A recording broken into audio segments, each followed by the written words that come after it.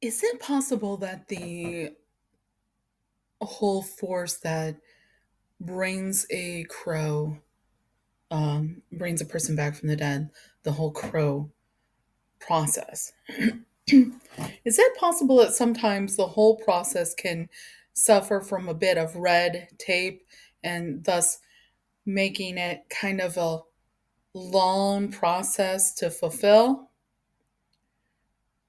We kind of ask that question when we read The Crow Dead Time. I at least ask that question. Um, so we'll get into that. We'll get into my thoughts involving that and so much more involving The Crow Dead Time this week on Crowtober, the special All Crow Collected Edition Tuesdays. Um, Here in October, we've been doing collected edition Tuesdays, but we've been doing all the Crow, which, if you haven't seen it already, go check out the first video where I talk about the Crow Memento Mori. Before I talk about it, I talk about a little bit of my personal history with the Crow. After that, go check out second week where I talk about Flesh and Blood. And right now, we're going to talk about the Crow Dead Time. Originally released, I believe, in 1997, the story is by James O'Barr, and the script is by, let me get the right names. I just got the last names on the cover here. John Wagner, art by Alexander Maleev, and lettering by Dan Burr. This is a reprint of issue one, recently released by Samarin Comics in their Year of the Crow. Um, so far, I'm just aware of them reprinting Dead Time and Flesh and Blood, which I talked about last week. Trying to find a collected edition in print of Dead Time is a little difficult. So when I decided I was going to do this whole thing, I thought, well, how convenient it is that Samarin Comics went out and put out the three issues of the Crow Dead Time recently, so that I could just contact them and be like, "Hey guys," I didn't say that. I didn't speak to anyone actually at Sumerian Comics. I just said, "Hey, let me order this," and so I ordered all three issues of the series from them and read it today. Today. I read all three issues today, guys. There's been some things going on, and I'm not talking about them yet because things are still developing changes in my life, and um, it's all good. It's all good. It's just a thought jumbly time in my life right now, and it just happens to be happening smack dab in the middle of October and my plan for Crowtober. And I was like, man, I really want to get this out today. So I barreled through these issues. And I'm going to try and give you as much content as I possibly can without beating the horse to death. Um, that's kind of weird considering. Okay, so I read all three issues of The Crow Dead Time today. Just finished the third one, like a few minutes ago, right before I slathered on this lip gloss and threw my hat on because, well, I'm having a bad hair day, quite frankly, and that has nothing to do with the Crow. So we're not gonna bore you with the details of my bad hair day. Anywho, I think the phrase everyone is looking for is so. Anyway, um, this book, um, I started out doing this whole process trying to convince myself, trying to put myself in a mindset where I was going to try to not compare every one of them to the original Crow. which is, I've said it before, I'll say it again, and I'm probably going to say it even more next week. One of my favorite comics of all time, one of my favorite movies. Um, so when it comes right down to it, I failed in that mission to not compare every one of these to The Crow. And of course, this is the last one before I dive back in and I do one of my rereads of the original James O'Barr classic, The Crow. Um, so let's go ahead. So I failed both other times. Let's go ahead and kind of compare this a little bit, just a little bit, to the original masterpiece. And if you tire at all of me calling it a masterpiece every week this month, I'm so sorry, but it is. Um,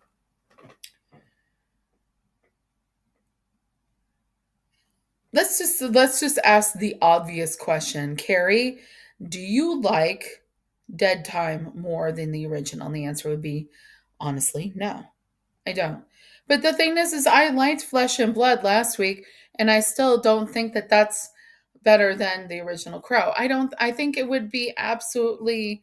I think people would probably think that I had lost my marbles a little bit if I were to say that any of these are as good as the original. And they have elements about them that are good, but then they're not really comparable to the original. Um, did I not like it? I wouldn't say that I hated it. I wouldn't say that I'm absolutely over the moon about it. Would I possibly read it again? Sure. If I had a moment, I might possibly read it again. It's a quick read. It's just 3 issues. It's a quick read, kind of like how Flesh and Blood was a really quick read. It was easy to get through. It was easy to read. So if I were to say that I could read this again, I would read this again. I did not hate it. Okay. Um, if I wanted to go ahead and do a ranking of all of them so far, I would have to say that the best that I've read is in this month has been Flesh and Blood, followed by this, followed by Memento Mori.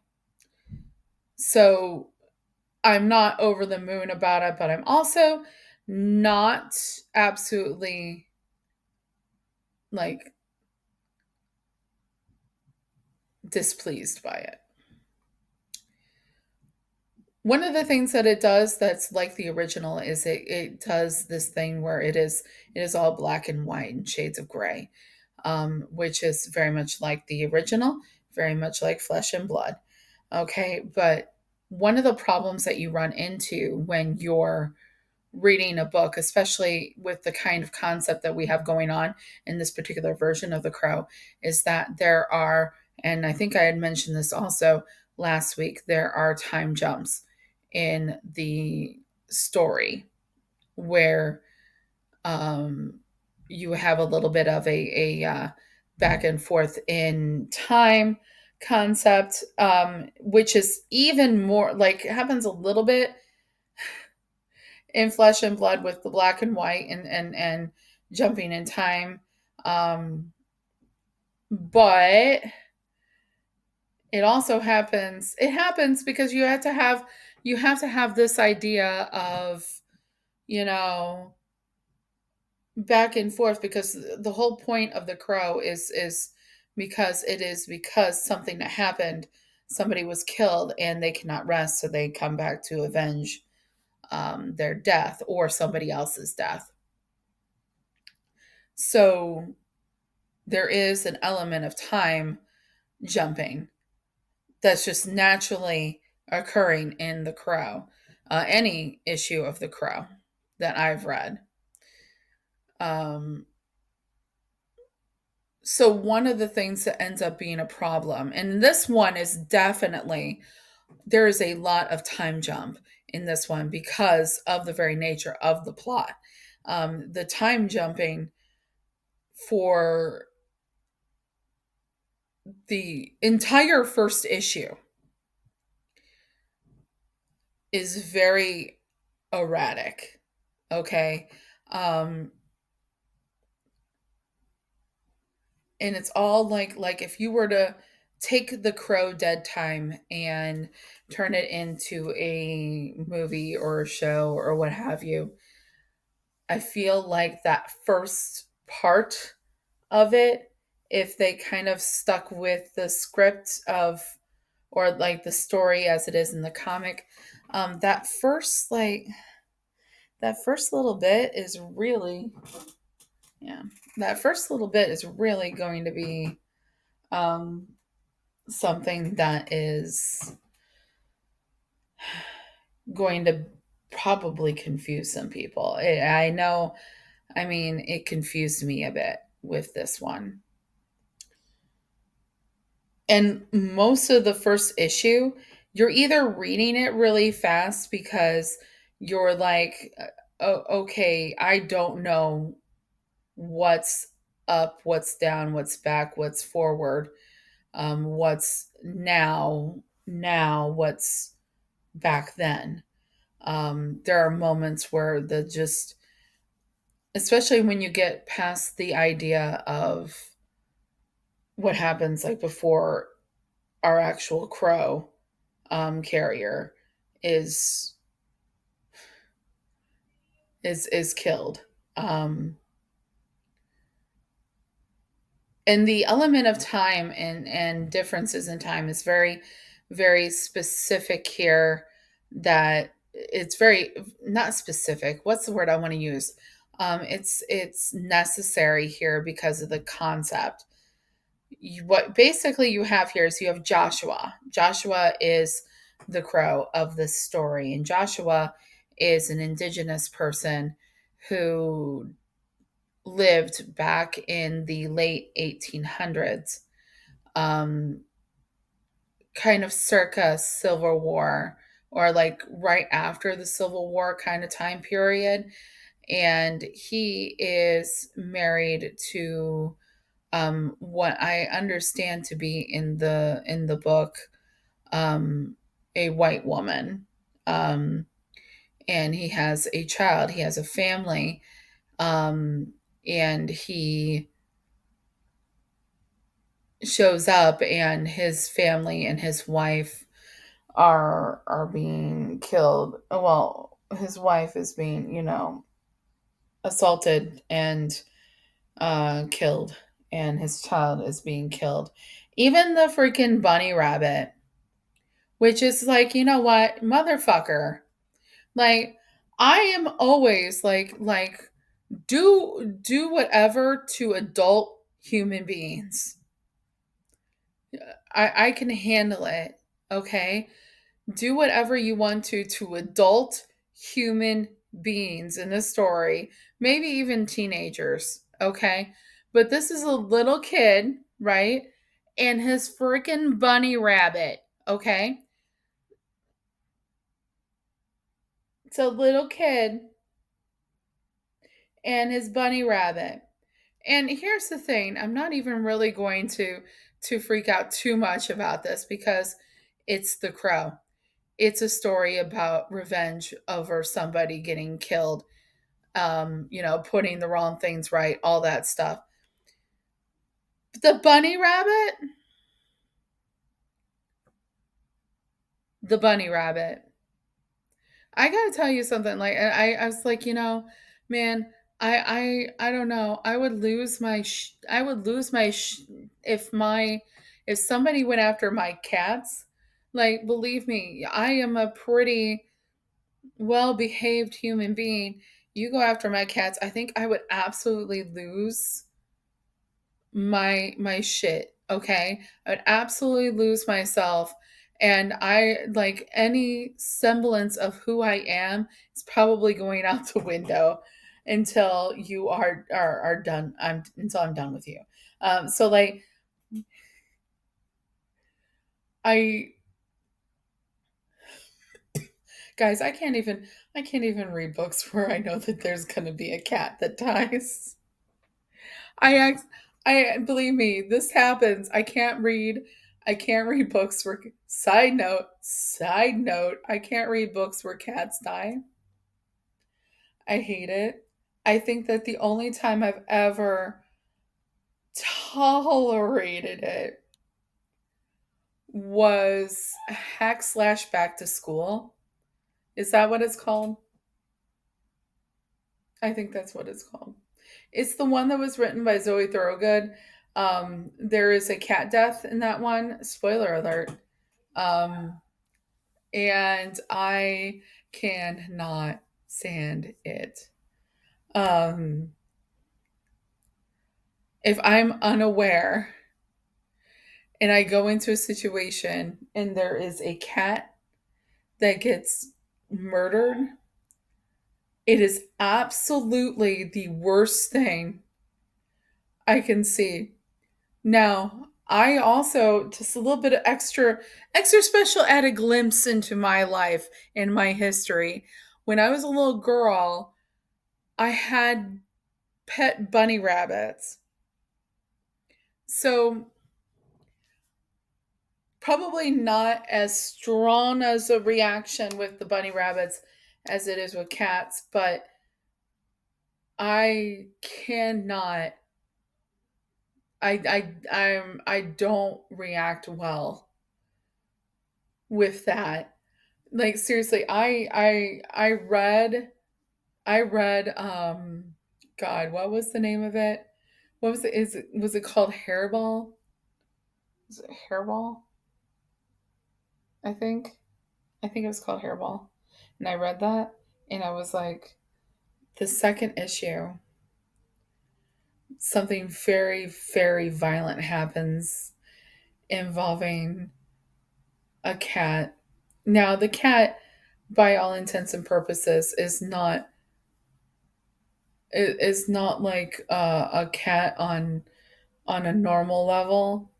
But okay, if you follow me on Instagram or anywhere, you've probably seen pictures of my cats. And the cat in that book is like a little black cat. And I'm I can't talk about it much more because I think about what happened in the book and like I think about my cats because I have one big gray boy, like big gray cat, right? And then I have a little petite black cat and they're both my babies, but she has imprinted on me. So like she loves both Joe and I, but she's imprinted on me. And so like the little cat in this book in that hair, I think it's called Hairball. So I read the first issue and I absolutely loved the first issue. So I got the second issue and it was like, oh no. And I just started having the hugest emotional negative reaction to a comic book that I've ever had in my life. Okay? Sorry, but I have a lot of problems reading stuff that has bunnies. This is the most long way of telling you all that I can't read stuff that where bad stuff happens to cats or bunnies. And very briefly in dead time something happens to a bunny. Okay? Anyway, I kept going. Um I have to say to me, like it felt like getting back to the Crow dead time. Sorry, I we went on a side quest, and now I'm gonna get back to the Crow. Okay. So the the whole thing is three issues, and it feels like the writing and the pace was a little rushed. Okay. This is one of those issue things where it's like, okay, typically you do like a three issue if you're going to do like a quick little thing, or six issues. I don't think the story necessarily needed six issues. I do feel like maybe we could have broke the rules a little bit and added a little bit more onto that so it didn't feel so rushed to get through the story. Um, the communication between Joshua and the crow, it was okay. Yeah, I mean, maybe I could have done a little bit more with a little bit more with that. Um, overall, what I feel like might be an interesting way to look at the erratic nature of the time jumps, especially they happen throughout the series, but like especially in that first book, is because when he comes back, he's coming back to avenge the death of his loved ones, but he's coming back to, this is like several years later. We're talking like 100 over 100 years, right? So when he's coming back is over 100 years later. So what you've got is you got like the reincarnations of all of these characters, and he's going to go hunt them down, and he does, right? That's the crow. Anyone that knows the crow knows that that's what happens. Okay, I'm not giving anything away except for just the beginning and the concept of the book is he comes back to life over 100 years later to avenge the death of his family and himself with their reincarnations. I believe it indicates that it's kind of like a reincarnation, like a past life type of situation. um, and I think part of the reason, the choice that might have been made involving the erratic nature of especially that first issue might be to convey the idea that they are, time is on a loop, and these people still have to pay for their sins of their past lives, or whatever. And so yeah, overall, is all right. Not the best I've ever read, not the worst. So like I said, it felt a bit rushed at times, and I felt like I could have done with at least one more issue of information, one more issue of story. And I feel like I would have been pleased with that. But anyways, I'm going to go ahead and I'm going to close this out with you, and let you know that next week, guys, is the big kahuna. Next week is the big kahuna of the original The Crow, James O'Barr masterpiece. Um, and that video might be a little bit longer because it is a little bit of a longer book. And I already know I'm going to probably get long winded about that. So I'm going to try not to take any side quests with you next week, like I did this week, talking about my problem with watching animals die in books. Um, weird thing about me that you learned this week. We're opening up with each other, and I'm giving you something. I sort of got like the whole cat thing, guys. I can't even watch that.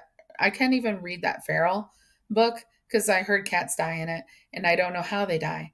So I just kind of leave it at that. But for now, I'm going to just leave it at this. Next week is The Crow, the original James O'Barr masterpiece, Dead Time. Check it out. It is a quick read. Find out what you think of it on your own level. And if you've read it, let me know in the comments. And that's it for today. Until next time, keep your eyes and ears open. If you see something, say something. And remember, the complacent never make a difference. And yes, I have not said that in a long time. And I feel like the world, you guys know what I mean. The world being what it is, go out there, make a difference. for you, for someone else, for whoever needs it. Until next time, I'll be seeing ya. Bye.